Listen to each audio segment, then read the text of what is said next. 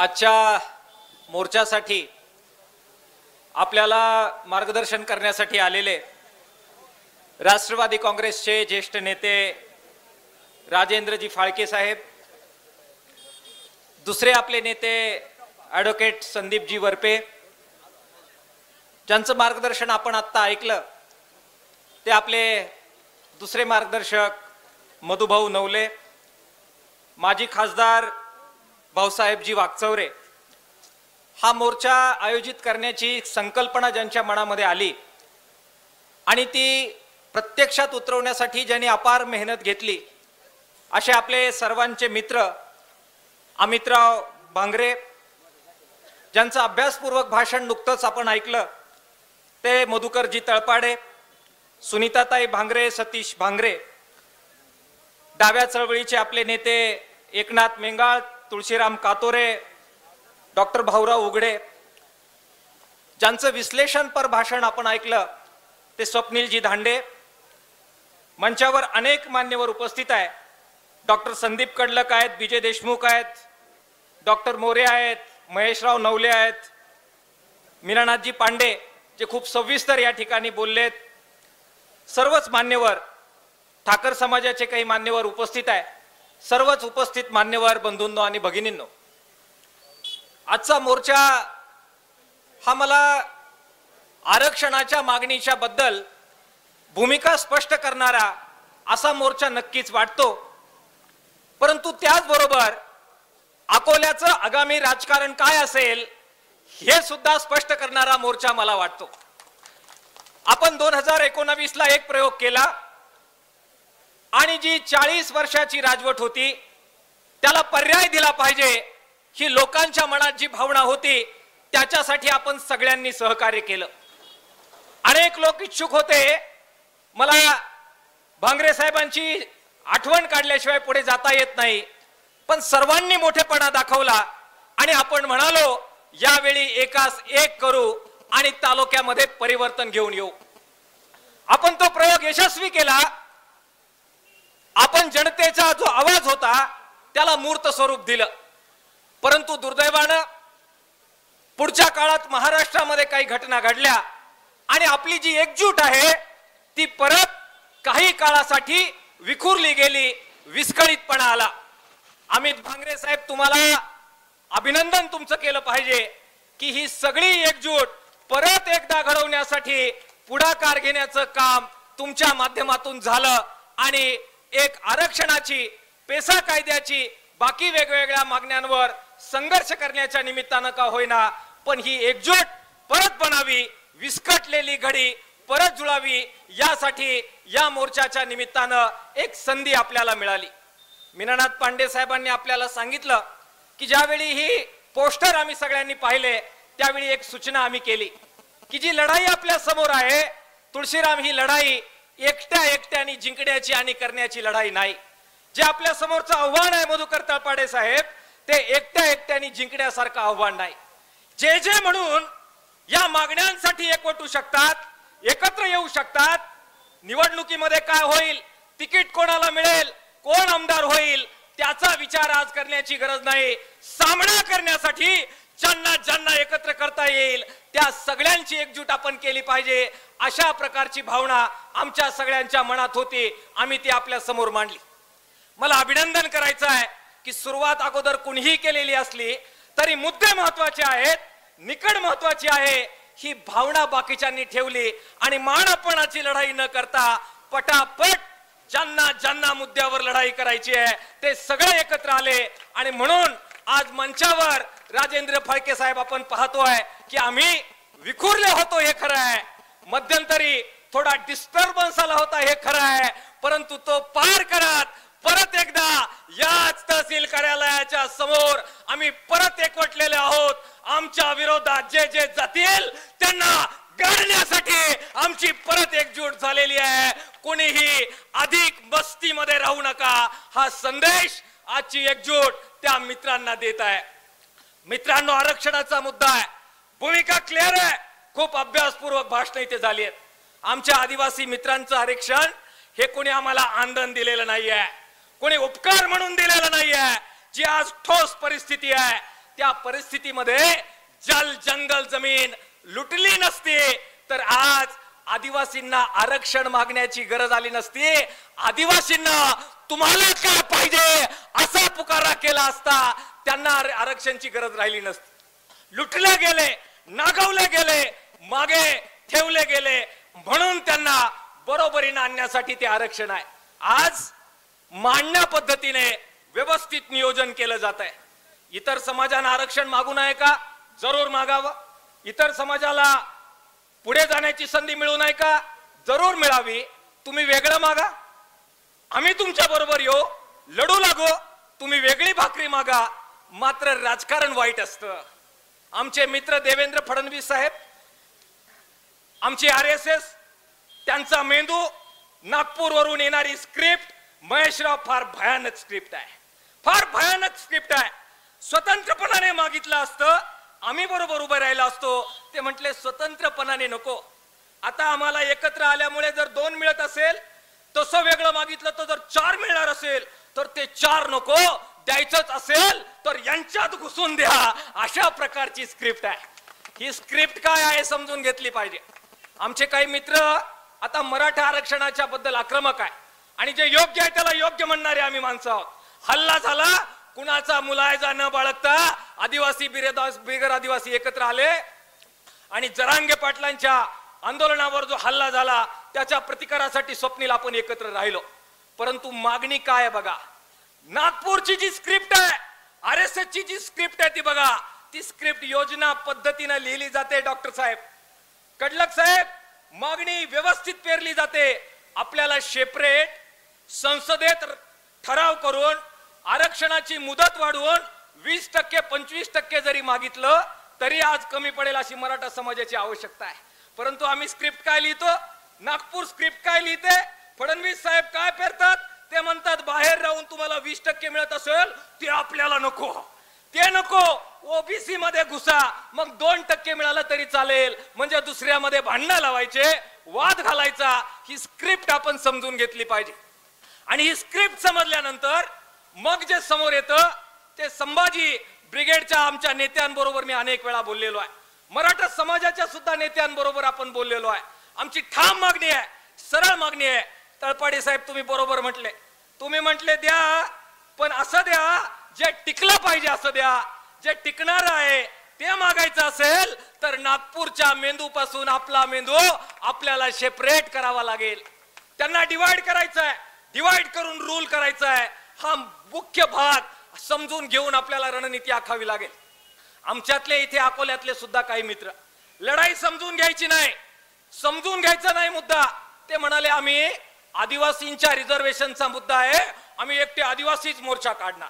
आम्ही बिगर आदिवासी लोक म्हणतोय तुमची मागणी बरोबर आहे, तुमचं म्हणणं बरोबर आहे, तर आम्हाला तुम्हाला पाठिंबा द्यायचा आहे. ते म्हटले नाही नाही नाही नाही नाही नाही, आम्हाला वेगळंच काढायचं आहे. भावांनो, स्क्रिप्ट समजून घ्या, येतं कुठून समजून घ्या. आदिवासी आणि बिगर आदिवासी, आदिवासींच्या आरक्षणाला धक्का लावू नका. या मागणीसाठी जर एकत्र येत असतील तर पोटात दुखायचं कारण काय आहे? काही कारण नाही. आज जी येथे एकजूट होते आहे ती एकजूट ही काय कोणाच्या ढगातून पडलेली नाही. मधुभाऊंना मला मी शेजारी बसलो असताना सांगितलं की हे तुमच्या पिढीने, अगोदरच्या पिढीनं या तालुक्याची माती फार वेगळ्या पद्धतीने देशमुख साहेब कसलेली आहे. आणि ही कसण्याची जी परंपरा आहे ती रामजी भांगरे, राघोजी भांगरे, सकृबुदा मेंगाळ आणि अमृतभाई मेहता, मुरली मास्तर नवले, बुवा नवले, असंख्य लोकांची नावं मी सांगेल. फार हुशार लोक होती, फार जाणती लोक होती. यांनी पक्केपणाने ही मेक समजून घेतलेली आहे.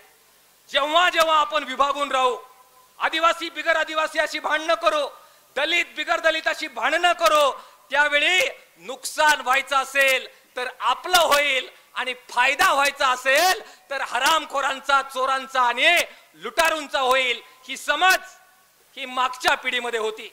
आपण भाग्यवान आहोत, आपण फार व्यवस्थितपणाने त्याचं आकलन करू शकलेलो आहे आणि तो धागा आहे, तो आपण पुढे नेतोय. आणि म्हणून आजच्या मोर्चामध्ये मला सांगायला आनंद वाटतो की आदिवासी बिगर आदिवासी हा भेद नाही, दलित बिगर दलित हा भेद नाही. या तालुक्यातील सगळी कष्टकरी जनता एकवटली आहे आणि ठामपणानं मागणी करते आहे, धनगरांना द्यायचं तर सेपरेट द्या, आदिवासींमध्ये छदाम सुद्धा मिळणार नाही, हा एकजुटीचा नारा आजच्या या सभेमध्ये आपण करतोय। मराठा समाजाच्या मागणीबद्दल सुद्धा आपली डॉक्टर साहेब मागणी हीच आहे, टिकलं पाहिजे, असं मिळालं पाहिजे। उगाच द्यायचं, मतांची बेगमी घ्यायची आणि मग परत तोंडाला पानं पुसायची, असं होता कामा नये। आज माझा एक मित्र पुढे आला आणि पेसाबद्दल बोला अशी अर्जवी विनंती करू लागला। आपल्याला रिझर्वेशन बरोबर लढलं पाहिजे अमितराव, सतीशराव, रिझर्वेशन हा महत्वाचा मुद्दाच आहे, परंतु त्याच्याच बरोबर आज सबंध पेसा क्षेत्रामध्ये, आदिवासी क्षेत्रामध्ये तुम्हाला रिझर्वेशन राहू द्या, तुम्हाला अधिक राखीव जागा राहू द्या, परंतु राखीव जागांचा फायदा तुम्हाला मिळण्यासाठी जे शिक्षण पाहिजे ते मात्र आम्ही बंद करणार आहोत। तुम्हाला रिझर्वेशन राहू द्या, परंतु शिकल्यानंतर तुमच्या लेकरांना नोकऱ्या मिळाव्यात यासाठी जे तुम्हाला नोकऱ्यांमध्ये रिझर्वेशन पाहिजे, खाजगीकरणाच्या माध्यमातून आम्ही नोकऱ्या काढून घेणार आहोत। म्हणजे काय? म्हणजे तुम्हाला आम्ही ताटात वाढून ठेवणार आहोत, फक्त तुमचे हात ज्याच्यातून आम्ही घेऊन खाणार आहोत तेवढे 2 हात आम्ही कलम करणार आहोत। मित्रांनो, बिगर हाताचं, बिगर शिक्षणाचं आणि बिगर नोकऱ्यांचं आपल्या रिझर्वेशनला सुद्धा अर्थ कितपत उरेल याचा विचार करण्याची गरज आहे। नागपूरचा मेंदू, RSSचा मेंदू तुमच्यापेक्षा खूप व्यवस्थितपणानं षड्यंत्र रचत असतो। ते षड्यंत्र समजून न घेता आपल्यामध्ये भांडत राहिलो तर सत्यानाश झाल्याशिवाय राहणार नाही, ही समज सगळ्यांनी लक्षात घ्या। आणि म्हणून आजच्या मोर्चामध्ये एकीकडे रिझर्वेशन आपण मागत असताना दुसऱ्या बाजूला शिक्षणाच्या बाबतीतली दारं जी आमच्या गावागावातल्या प्राथमिक शाळा आहे त्या बंद करू नका, ही सुद्धा मागणी आजच्या मोर्चामध्ये आपण प्राधान्यानं घेतली आहे, ही बाब सगळ्यांनी समजून घ्या। मित्रांनो, नोकऱ्यांचा उल्लेख माझ्या अगोदरच्या वक्त्यांनी केलेला आहे। काय चाललंय? आमची लेकरं, मला अनेक लोक माहिती आहे, पुण्याला मी राहिलेलो आहे, मान मोडेपर्यंत MPSCचा UPSCचा मधुकर तळपाडे साहेब अभ्यास करतात। त्या मुलांचे कोबण्या झालेले डोळे मी पाहिलेले आहेत। त्यांना आशा आहे की आपल्याला जो अधिकार आजपर्यंत मिळाला नाही, आमच्या बापाने आईने पोटाला चिमटा घेतला, आम्ही आश्रमशाळांमध्ये राहिलो, रोखी सुकी भाजी खाली, आज कुठेतरी शिक्षणाच्या माध्यमातून MPSC करू, UPSC करू, डॉक्टर, वकील तर होऊच, परंतु सरकारी प्रशासकीय सेवेमध्ये जाऊ। RSSचा मेंदू हुशार आहे, ते म्हटले आम्ही तुमचे हात कापणार, ताटात वाढून ठेव, परंतु हात कापणार आहे। त्यांना तहसीलदारापासून तर सगळ्या नोकऱ्यांमध्ये आता आरक्षण आणायचं आहे। आणि वरपे साहेब, मला वाईट हे वाटतं की आम्ही ज्यांना नेते मानतो ते पण सांगू लागलेत की आता इतक्या पगारामध्ये इतके लोक कॉन्ट्रॅक्टवर पगाराने नोकऱ्या करू शकतील। समज जरा लक्षात घेतली पाहिजे, समज लक्षात घेतली पाहिजे। आम्ही अपेक्षा कोणावर ठेवायच्या याचा कधी कधी प्रश्न पडावा, इतकं वाईट वातावरण या राज्यामध्ये निर्माण झालेलं आहे। आणि म्हणून भावांनो, एकीकडे रिझर्वेशन, दुसरीकडे शिक्षण आणि तिसरीकडे नोकरी, याच्यासाठी आपण लढतोय। त्याच्याच बरोबर शेतीचा आणि घामाच्या दामाचा प्रश्न हा आपल्या अजेंडावरून हटता कामा नये। आम्ही सगळ्या भागामध्ये जशी दुधाची लढाई आम्ही या ठिकाणी केली, तसंच आदिवासी भागामध्ये जे नगदी पीक आहे, आपल्या बिरसा ब्रिगेडचे काही कार्यकर्ते मला भेटायला आले होते, आपण त्यांच्याशी बोललो की जे बिगर आदिवासी भागामध्ये ऊसाचं पीक आहे आम्ही लढतो, दुधाचं पीक आहे आम्ही लढतो, आदिवासी भागामध्ये जर कोणतं नगदी पीक असेल तर अमितराव ते पीक हिरड्याचं पीक आहे। हिरड्याच्या पिकाच्या बद्दल अनेक दिवसापासून खरेदी बंद केलेली आहे। हिरड्याच्या पिकाबद्दल सरकारी खरेदी बंद झाल्यामुळे सगळ्या आदिवासी भागामध्ये हिरडा उत्पादकांची सर्रास लूट होते। रिझर्वेशन हवंच, त्याच्यासाठी शिक्षण हवंच, त्याच्यासाठी नोकरीमध्ये सुद्धा ज्या राखीव जागा आहे त्या शाबूतच हव्या, पण त्याचबरोबर हिरडा असेल, भात असेल, वरई असेल, नागली असेल, या पिकाला रास्त भावाची लढाई सुद्धा संभाजी ब्रिगेड, बिरसा ब्रिगेड, आपल्या विद्रोही चळवळी सगळ्यांना एकवटून आपल्याला कराव्या लागतील आणि तो मुद्दा सुद्धा आपण नजरअंदाज करता कामा नये। आणि म्हणून हा आजचा मोर्चा महाविकास आघाडी आणि मित्र पक्षाची एकजूट मजबूत करणारा मोर्चा आहेच. आजचा हा मोर्चा आदिवासी आणि बिगर आदिवासी यांची एकजूट मजबूत करणारा मोर्चा आहेच. आजचा हा मोर्चा नागपूरचा मेंदू काय म्हणतोय हे बरोबर समजून घेऊन आपली रणनीती ठरवणारा मोर्चा नक्कीच आहे. परंतु आजचा मोर्चा रोजी रोटीची जी लढाई आहे, जी आधार भावाची लढाई आहे, शेतकऱ्याला घामाचं दाम देणारी लढाई आहे, हा पण मुद्दा पुढे घेऊन जाणारी ही लढाई आहे. आपण 9 तारखेपासून नाशिकला ठाण मांडून बसतोय.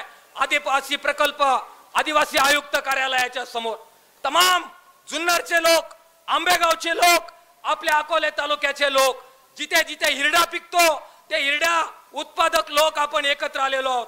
अकोले ते लोणी जो लॉंग मार्च झाला त्यामध्ये आपण ही मागणी मान्य करून घेतली की हिरड्याला हमीभाव आणि सरकारी खरेदी मिळाली पाहिजे. लेखी मान्य झालंय. आता पथवेजीत पुढचा टप्पा आपल्याला गाठायचा आहे. सकृबुदा मेंगाळ आणि तिकडचे धर्माकमा भांगरे त्यांचे काही जुने कागदपत्र मी काढलेले आहेत.